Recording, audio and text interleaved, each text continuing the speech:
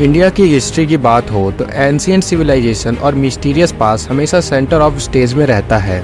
Today we are diving into a time जब India का culture और सोसाइटी एक नए डायरेक्शन में मूव होना शुरू हुई थी, द वैदिक पीरियड।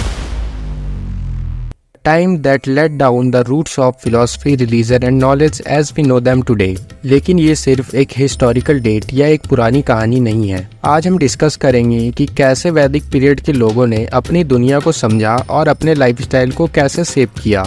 समझना ये पीरियड सिर्फ हमारे लिए नहीं है, ये उस फाउंडेशन की बात करता है जिसने आज के मॉडर्न भारत को कुछ ऐसे पिलर दिए जो आज भी रिलीवेंट है। क्या ये बस मिथ थे या उनमें साइंटिफिक ट्रूथ भी थे?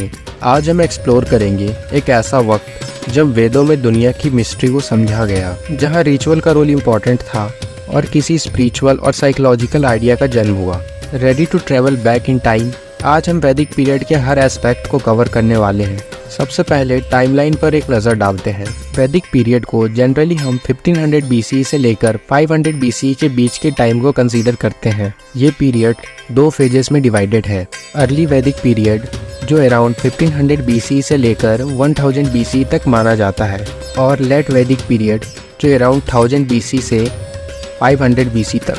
तो आखिर वैदिक पीरियड थे क्या? अर्ली वैदिक पीरियड में आर्यंस, जो सेंट्रल एशिया से आई एक इंडो यूरोपियन ग्रुप थी, वो इंडियन सब कॉन्टिनेंट में सेटल हुए थे। लेकिन इनका कंट्रीब्यूशन सिर्फ इन्वेजन तक लिमिटेड नहीं था। इन्होंने अपने साथ अपने टेक्स्ट और रिचुअल्स भी लाए, और इससे शुरुआत होती है हमारे पहले मेजर स्क्रिप्चर की, द वेदास। अब ये वेद्स क्या है? वेद्स बेसिकली स्पिरिचुअल और फिलोसफिकल हिम्स का एक कलेक्शन है। ये संस्कृत लैंग्वेज में लिखे गए हैं और इसमें हमारे एंशिएंट नॉलेज और ब्रीफ रिकॉर्ड्स हैं।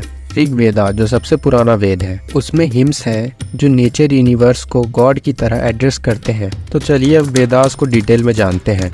वेद्स 4 हैं, ऋग वेदा, समवेदा, यजुर्वेदा और अथर्ववेदा, और हर एक का अपना पर्पस और सिग्निफिकेंस अलग है। ऋग वेदा को ओल्डेस्ट और मोस्ट इम्पॉर्टेंट वेद माना जाता है।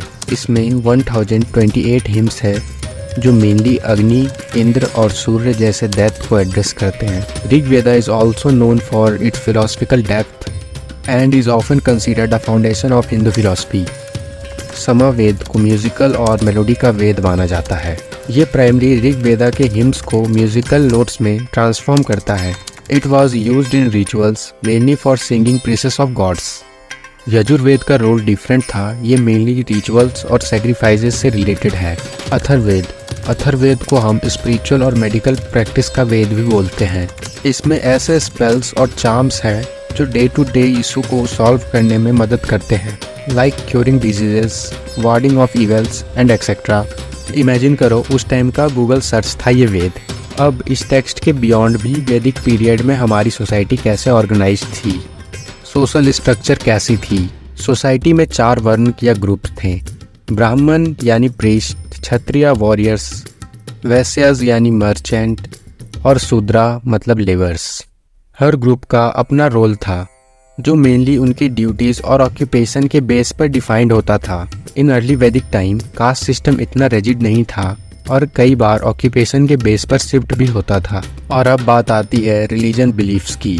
वैदिक गॉड्स काफ़ी यूनिक थे क्योंकि ये नेचर के एलिमेंट्स को रिप्रेजेंट करते थे, जैसे कि अग्नि यानी fire, Indra warrior, Varun sky और सूर्य मतलब सन। ये गॉड्स ह्यूमन को प्रोटेक्शन और प्रॉस्पेरिटी देते थे। और एक इंटरेस्टिंग बात यह है कि वैदिक रिलीजन में आइडियल वर्शिप नहीं थी, रेदर नेचर और कॉस्मिक ऑर्डर का रिस्पेक्ट था, जिसे रथ कहते हैं। ये कॉस्मिक लॉ और ऑर्डर का कॉन्सेप्ट था जो फिलॉसफी का बेस बना। जैसे जैसे वैदिक पीरियड आगे बढ़ा, सोसाइटी में रिलीजियस प्रैक्टिस में भी चेंजेस आए। लेट वैदिक पीरियड में ये बिलीफ्स और भी कॉम्प्लेक्स होती गई और रिचुअल का इम्पोर्टेंस और भी बढ़ गया। ये टाइम था जब उपनिषद का डेवलपमेंट शुरू हुआ। उपनिषद बेसिकली फिलोसफिकल टेक्स्ट है जो डीपर क्वेश्चन को एड्रेस करता है, like the nature of soul यानी आत्मा, रियलिटी और लाइफ के पर्पसेस। वैदिक पीरियड की लेगेसी सिर्फ टेक्स्ट और रिचुअल्स तक लिमिटेड नहीं है। ये पीरियड हमारे मॉडर्न इंडिया फिलॉसफी और हिंदुस्तान का बेस बन गया। इवन टुडे वैल्यूज लाइक धर्मा, कर्मा और मोक्षा हमारे कल्चर आइडेंटिटी का कोर है। इमेजिन करो ये एक टाइम था जब आइडियाज लाइक कर्मा एंड धर्मा, जो आज भी यूनिवर्सली रेलिवेंट हैं, उनका बर्थ हो रहा है। आज के मॉडर्न भारत में वैदिक फिलॉसफी और थॉट्स के रेलिवेंस उतना ही इम्पोर्टेंट है जितना तब था। ये एक रिमाइंड है कि हमारी ट्रेडिशन और हिस्ट्री कितनी रिच और प्रोफाउंड है। So when next time someone talk about the Indian culture या स्पिरिचुअलिटी, कि ये सिर्फ एक स्टोरी नहीं है, it's 3500 years old legacy that still shape our thoughts and values. तो ये थी कहानी वैदिक पीरियड की। अगर आपको भी ऐसे ही डीप ट्रैवल हिस्टोरिकल जर्नी पसंद है तो make sure to like, share और सब्सक्राइब करिए, क्योंकि अभी हमारे एंसेंट इंडिया का एक्सप्लोरेशन काफ़ी बाकी है।